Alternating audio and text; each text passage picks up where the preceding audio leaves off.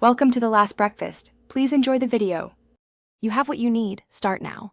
On your iPhone, open Settings and make sure FaceTime is on and your Apple ID is signed in. Next, create a FaceTime link from the FaceTime app, tap Create Link, then copy it.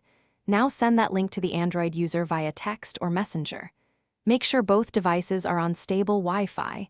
Once the Android clicks the link, they'll join from their browser. Proceed, you'll handle permissions next. Once the Android user clicks the FaceTime link, they'll open it in Chrome or another browser and be prompted for camera and mic access. Ask them to allow both. You, on iPhone, accept the incoming request.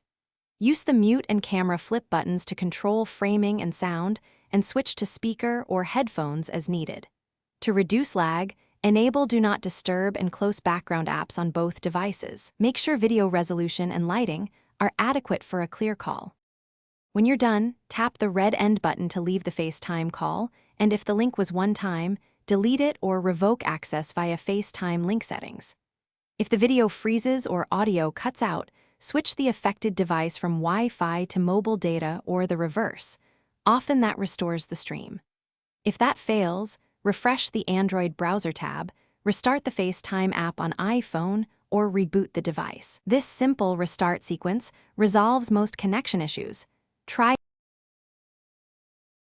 Thanks for watching. If this was helpful, leave a like and consider subscribing. See you next time.